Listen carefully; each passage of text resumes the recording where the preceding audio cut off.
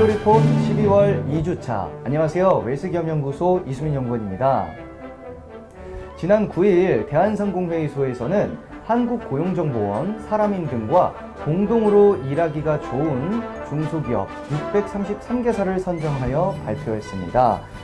일하기 좋은 중소기업으로 선정된 기업들을 살펴보면 직원들의 성과에 대한 보상 시스템을 금전적인 보상뿐만 아니라 장기 근속에 따른 유급 휴가 지원, 그리고 해외 연수 지원, 워라밸을 지원할 수 있는 다양한 제도들을 시행하고 있다는 것을 알 수가 있었습니다.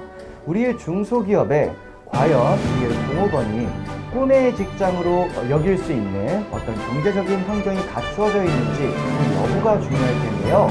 오늘의 CEO 리포트는 지난 9월과 10월 우리 중소기업의 현황을 경제통계 데이터를 통해서 알아보도록 하겠습니다.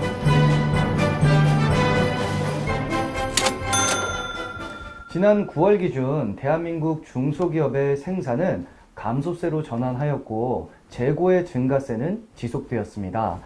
중소제조업 생산은 전년 동월 대비 마이너스 7.3%로 감소세로 전환하였습니다.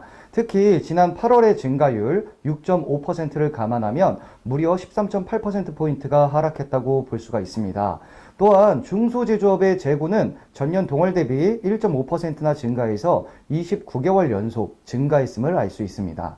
중소기업의 경기를 바로 확인할 수 있는 지표인 공장 가동률은 전월비 1%포인트 증가한 71.9%입니다. 다만 중기업의 가동률은 계속 증가하는 반면 소기업의 공장 가동률은 오히려 전월 대비 0.2%포인트 감소한 67.1%임을 확인할 수 있습니다. 업종별로 정리해보면 1차 금속, 전자부품 컴퓨터, 식료품 등은 평균 이상의 공장 가동률을 기록하고 있으나 자동차 트레일러, 화학물질, 고무 플라스틱, 전기장비 등은 평균 이하의 공장 가동률을 보여주고 있습니다. 우리나라 경제의 가장 중요한 핵심인 수출은 지속적으로 증가하고는 있습니다만 글로벌 공급망 정체로 인하여 경기 불확실성이 더 커지고 있습니다. 중소기업 수출은 주요국 시장을 중심으로 증가폭이 확대되었습니다. 지난 10월 기준 중국은 9.9%, 미국은 30%, 베트남은 11.4%, 일본은 15.1%의 증가폭을 기록했습니다.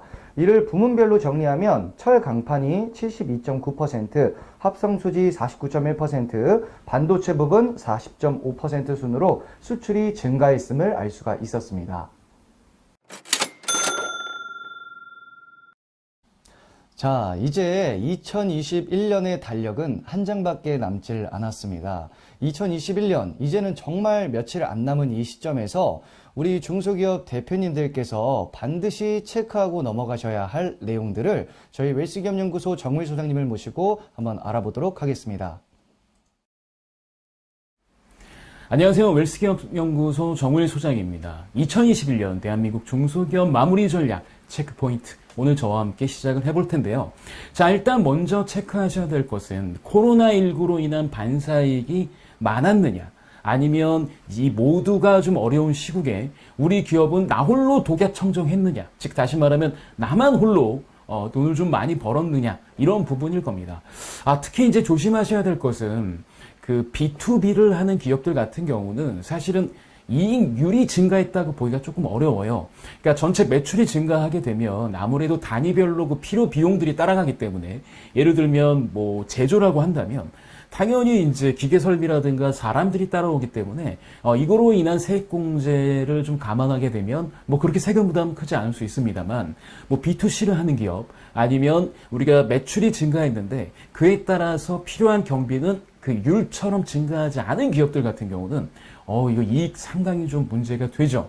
그러니까 속된 말로 비용 처리할 수 있는 영수증이 모자라게 되는 경우가 생긴다는 겁니다. 자, 그런 기업이라면 절대로 편법을 쓰시면 곤란합니다.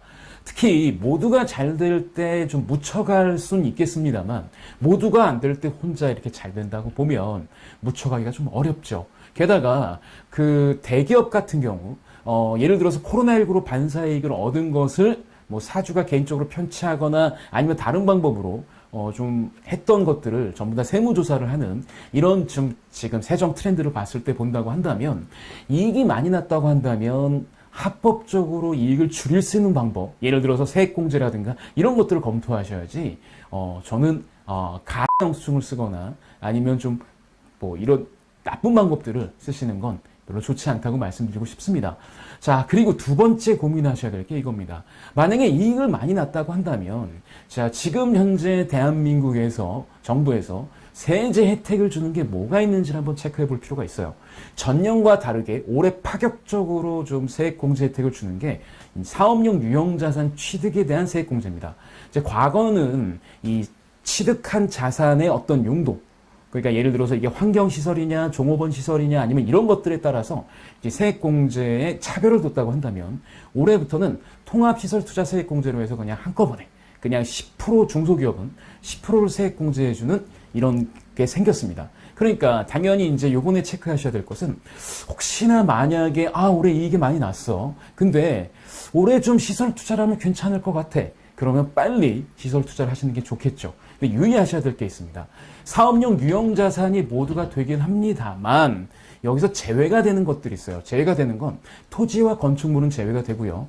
차량 및 운반구가 제외가 됩니다. 그리고 공구, 기구, 뭐 비품, 그러니까 약간 비품성, 소모성 같은 건 제외가 되고요.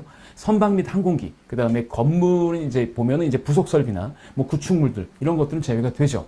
자, 근데 여기서 이제 좀 이 건물 구축물이나 특히 차량 및 운반구 같은 경우에는 모든 업종에 적용되는 게 아니라 실제로 그 연구 인력 개발을 위해서 썼거나 아니면 에너지 절약이나 환경 보전 시설 같은 뭐 구축물 같은 경우는 역시 세액 공제 대상이 됩니다. 그러니까 업종별로 좀 다르다는 거죠. 그 다음에 업종별 특성을 감안해 보게 되면, 예를 들어 운수업이라고 한다면 차량 운반구는 회사의 직접적인 사업용 자산이게 되는 거죠. 물론 대표가 타고 다니는 이런 자가용 같은 건 제외가 되겠습니다만, 직접적으로 이렇게 뭐 덤프트럭이나 뭐 이런 것들은 당연히 운수업 쪽에서는 당연히 얘가 해당이 될 수밖에 없는, 그래서 업종별로 되는지를 한번 체크해 보시고 투자하시는 게 좋을 것 같다는 말씀을 드리고 싶습니다. 만약 건설업 같은 경우에는 불도저나 굴삭기, 지게차, 덤프트럭 같은 게 이제 해당이 되겠고요. 운수업 같은 경우는 당연히 차량이 포함이 되겠죠. 그리고 어업을 하시는 분이라면 당연히 선박도 들어갈 수밖에 없습니다. 그다음에 도소매나 물류 같은 경우는 운반할 수 있는 화물 자동차, 그다음에 뭐 이런 것들이 이제 해당이 되겠고, 또 창고 시설들. 그러니까 이게 구축물임에도 불구하고 창고 시설도 역시 해당이 됩니다. 그러니까 이런 것들을 종합적으로 검토해 봐서 우리 사업에 직접적으로 쓰이는 사업용 유형자산을 취득하는 경우에는 세액 공제 혜택을 받을 수가 있습니다. 일단 기장 투자한 금액에 대해서 10% 세액 공제가 들어가고요. 그 다음에 또 하나 유념하셔야 될 것은, 직전 3년 평균 지출액보다 초과해서 지출을 했다고 한다면 초과 지출액의 3%가 추가적으로 세액 공제 받을 수 있는 부분, 이것도 같이 한번 체크해 보시면 좋을 것 같습니다. 자, 그러면 이렇게 얘기하시면 되겠죠. 올해 이익이 많이 났다, 순이익이 감당 안 된다고 한다면 사업용 시설에 투자하십시오. 지금 올해 얼마 남지 않았죠. 얼마 남지 않은 기간이라도 서두르셔서 투자를 하신다고 한다면 아무래도 세액공제 혜택을 받을 수 있으니 이 점도 꼭 체크하셨으면 좋겠습니다. 이번 주 저희가 준비한 소식은 여기까지입니다. 저희 웰스기업연구소는 중소기업의 성공을 위해서 항상 최선을 다하겠습니다. 좋아요, 구독, 알림 버튼은 저희가 컨텐츠를 만드는데 많은 도움이 됩니다.